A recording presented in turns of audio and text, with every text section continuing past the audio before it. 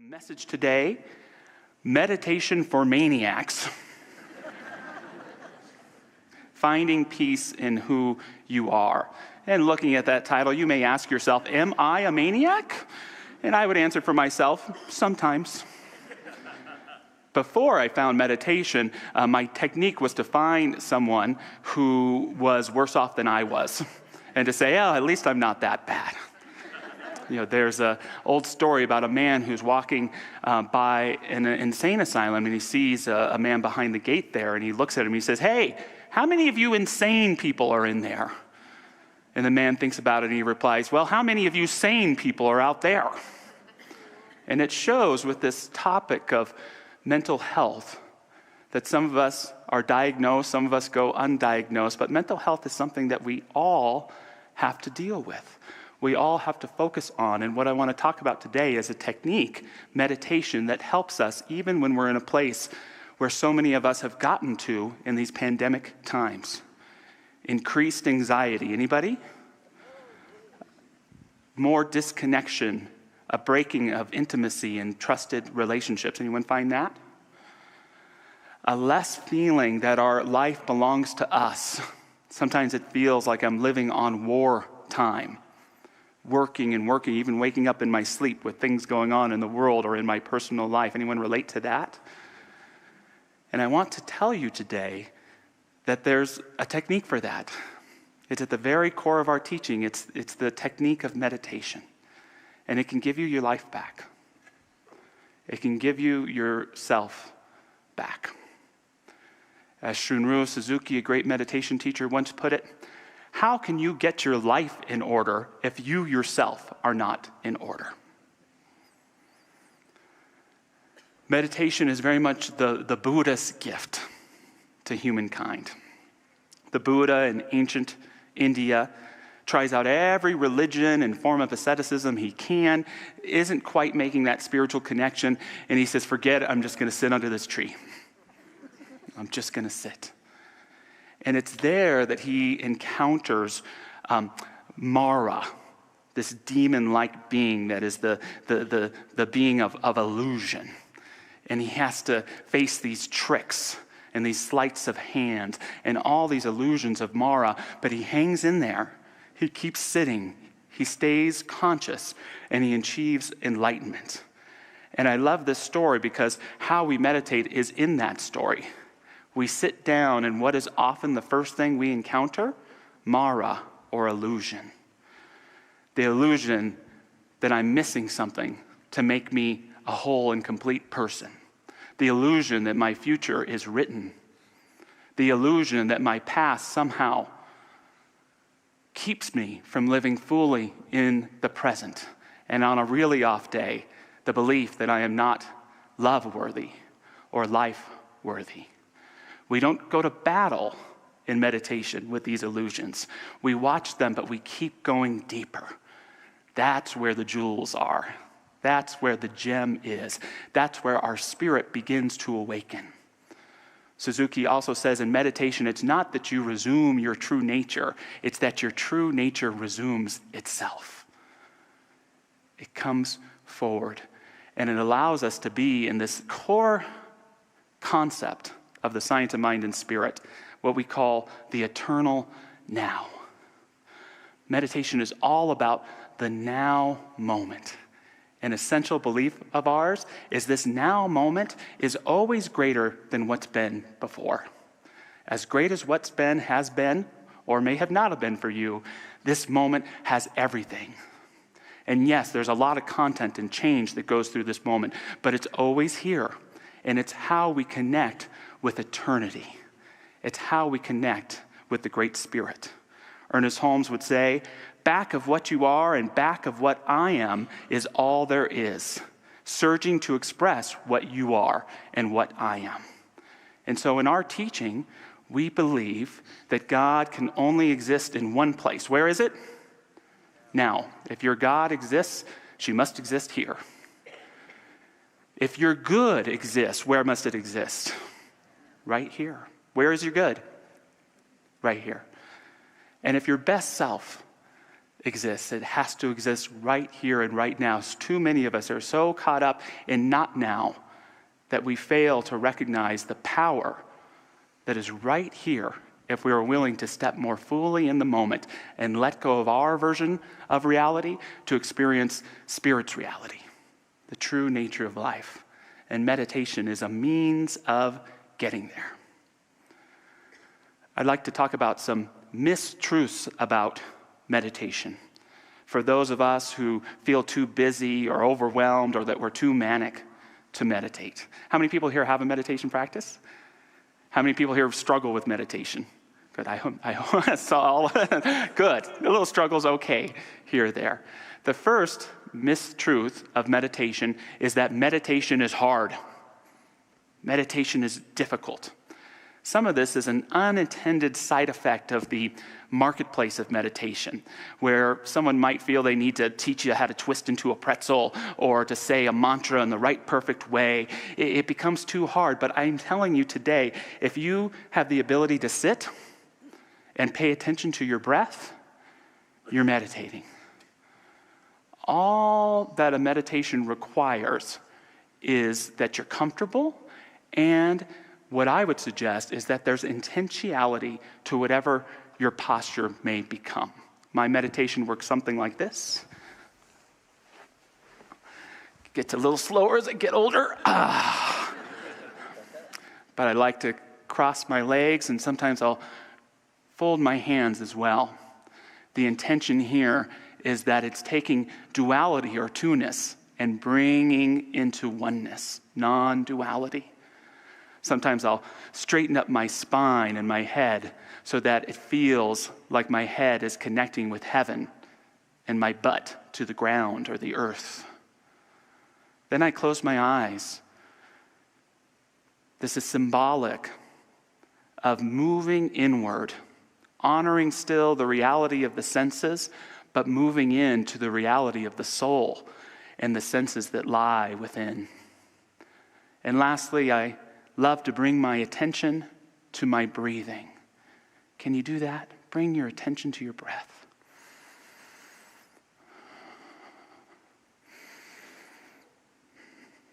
The first thing I notice is that breath is symbolic of life itself.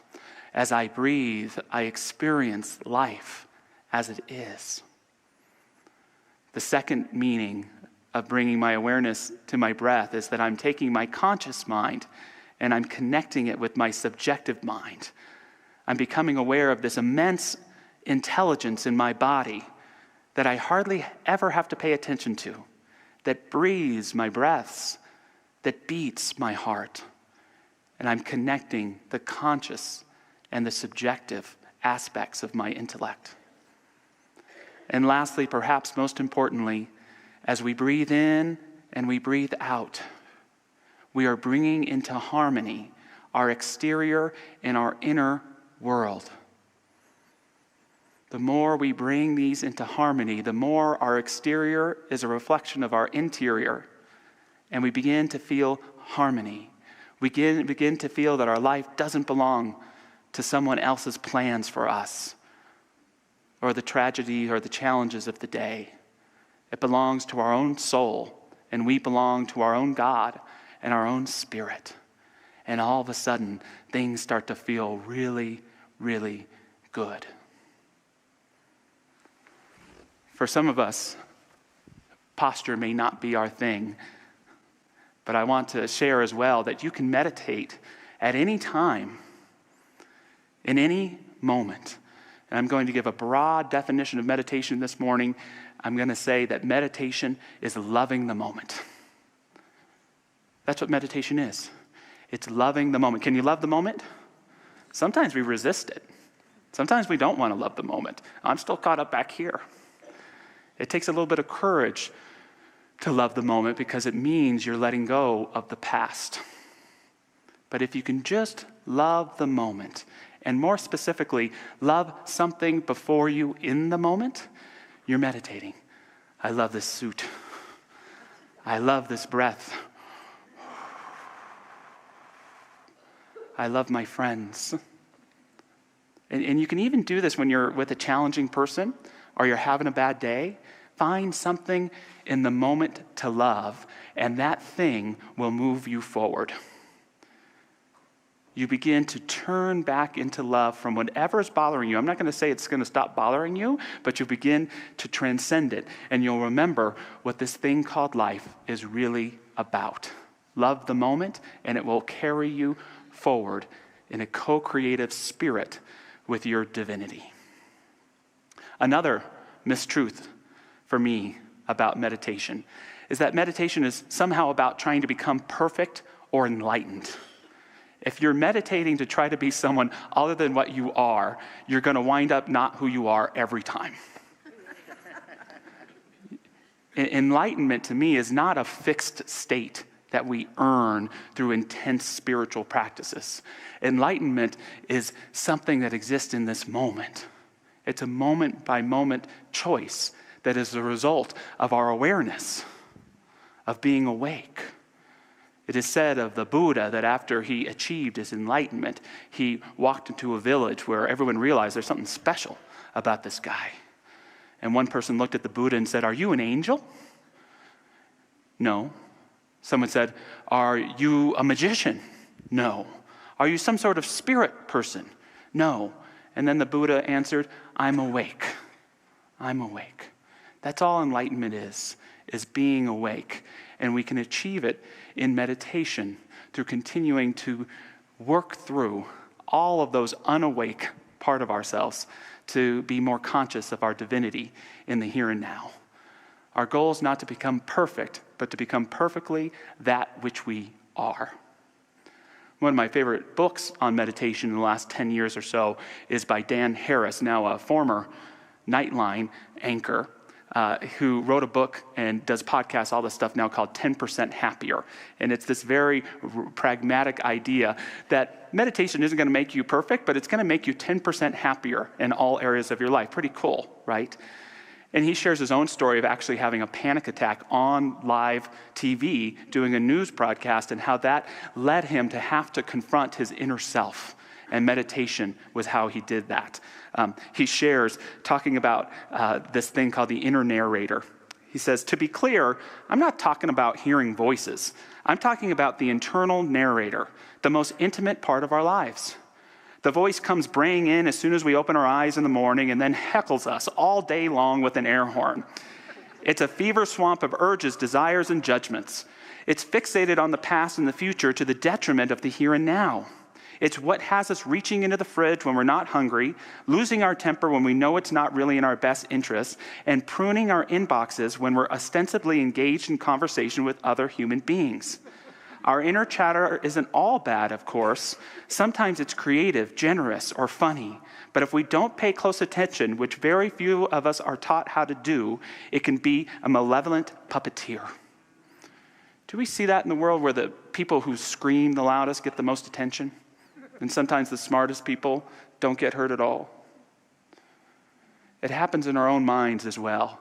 On the surface is the chatter, the screaming, the problems, the dramas.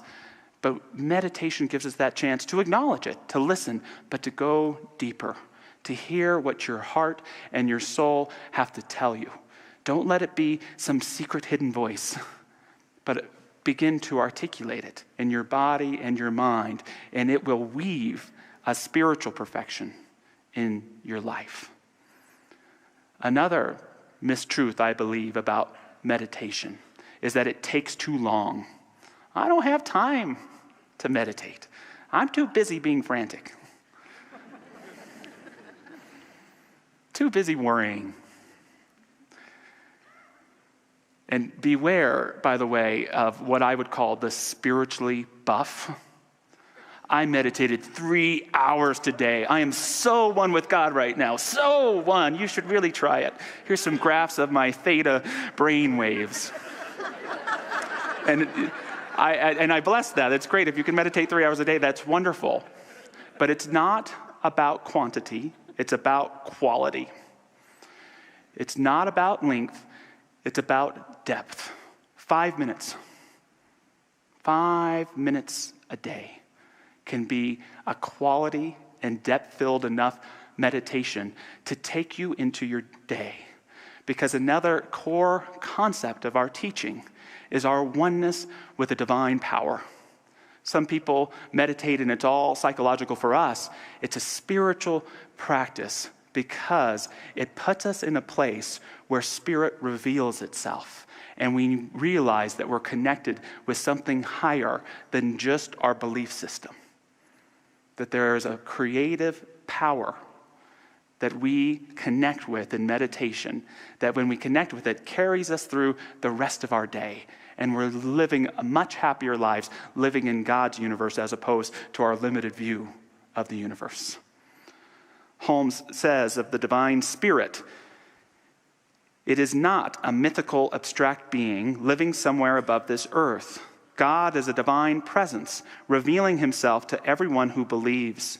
Where God is recognized, there is life. Where the presence of God realized, there is action. Where the goodness of God is acknowledged, there is peace. 5 minutes a day, or love the moment. Just keep loving in the moment. One last mistruth about meditation is that idea that it must be distraction-free. I can't meditate. I got too many distractions. I can't meditate. They start with that jackhammer at 7 a.m. I ain't meditating. I close my eyes and my kids think I'm a jungle gym. They start crawling all over me. I can't meditate. All that happens when I meditate is I forget the stuff I was supposed to do the day before and start worrying about the stuff I'm going to forget to do today. The key is actually to embrace your distractions in your meditation. To allow everything that comes into your consciousness to turn you back to presence, to take you back to your breath, to turn you back to divinity. Embrace your distractions. I don't mean by that skip rope with them and follow the weird tangents they take you, but use them as alarms. That jackhammer, it's my alarm to say, thank you, God. Those kids crawling all over me, that's my opportunity to love them in this moment. Maybe they might want to sit for a little bit with me and close their eyes. I'm going to get a pad and paper, and whenever I remember what I forgot, I'm going to write it down and say, thank you. This is a call back to being present, to being here, to being focused, to caring about me and my life again. Not just the life and the duties and the to-do lists that I've laid out for me, but to take this time to nurture my being. Don't be afraid to befriend your distractions. One more story about the Buddha, a little bit of folklore here, is that years after his enlightenment, he's living with his assistant, Ananda. And Ananda looks up, and who's walking up to the door? Mara, this demon of illusion. Mara, you get out of here. The Buddha already defeated you under the Bodhi tree. You have no business coming to our home. Mara replies, well, are you saying that your teacher has enemies? And Ananda gets red-faced, and all of a sudden the Buddha heads out the door and says, Mara, my old friend. And they embrace, and they sit down, and the Buddha instructs Ananda to make them some tea. And Ananda does it, but he's cursing that damn Mara the whole time. He does it, he sits down there, their cups of tea, and Mara says to the Buddha, you know, Buddha, I am so sick of being Mara. I'm so done with just being illusion all the time and trying to scare people and trick people. It's just not who I want to be anymore. And the Buddha says, you think you're tired of being Mara? Try being a Buddha, with everyone putting words in your mouth, using what you say to prove their points, and commercializing you all throughout time. And it's a little funny at the end, but the point here is that we don't have to fight our problems. We don't have to fight against our distractions. We can be conscious of them, we can be present to them, and we can use them to move us forward as opposed to hold us backwards. How do we say this in Science of Mind? The universe is for you and not against you. When we can see, not sugarcoating our problems, but we can say, I have the power to make this work for me, to make me a better person. We've already achieved the awareness and the awakening we need to move through that challenge. It's January 15th. Am I still allowed to say Happy New Year? Okay, like 1 or 2 more days before it gets annoying. If you want to make a serious change and impact in your life, embrace meditation and do these 3 things. The first, meditate every day. No days off. Just 5 minutes a day can change your entire life. Can give you back to yourself and help you feel like you're living your own life again. Second, meditate to meditate. Don't meditate for stuff or for anything. Meditate to meditate and allow the benefits to be the organic byproduct of that meditation. Let the health, the abundance, the relationships, the clarity take care of itself. Meditate to meditate. And lastly, love the moment. Love the moment when you're happy. Love the moment when you're upset. Love the moment when you're confused. Find something in this moment to love, and you will create a momentum that pulls you out of any dreary, limited consciousness and will awaken you again to the fact of the miracle of this world, this universe, this divine being that we all move and have our being in. To close with a thought from Ernest Holmes, if you will take time daily to sense the presence of life within you, to believe in it, to accept it, it will not be long before the life which you have known will gradually disappear and something new will be born, a bigger, better, and more perfect you. You will pass from death into life, from lack and want into greater freedom, from fear into faith. From a sense of being alone, you will pass into a realization of oneness with everything, and you will rejoice in this oneness. Does that sound good or what? Yes. Let's have a prayer together. As we move into this prayer, I want to honor the life of a longtime Mile Higher, Henrietta O'Brien, also known as Hank. She was a fixture at fundraising events and completions of pledge campaigns and adventures in faith, a beloved person who passed away in California recently, and we send love to her daughter, Lori. Also just want to send love to a friend of our church who can't come these days. His name is Spencer Pickens, and I just want Spencer to know that he's loved by his spiritual community. So as we move into this prayer, I invite us to ask ourselves, what in this moment is there for me to love? And to do just that. Our body, our breath, taking the hand of a loved one next to us, just being able to be aware enough to have gratitude for this thing called life. And I know that this thing that we love in this moment, it becomes a vehicle to the sacred. It becomes a medium in which God can love us. For when we love the moment loves us back. And we live and become in a greater harmony of being. I know that this love is the most powerful force in the universe. As Martin Luther King Jr. said, I'm going to talk about it wherever I go. May we continue this love. Let it carry us forward and allow the byproduct of just that to be greater healing, a greater sense of feeling blessed, greater prosperity of finances, of living, peace of mind, the peace that is the truth of who we are. Knowing this is true for us and for our loved ones, we embrace this prayer and we embody it in our day-to-day choices, allowing it to demonstrate it in incredible ways. So grateful for our prayer practitioners that are here today, available to give prayers after service to affirm these truths with us all together. And so it is. Amen.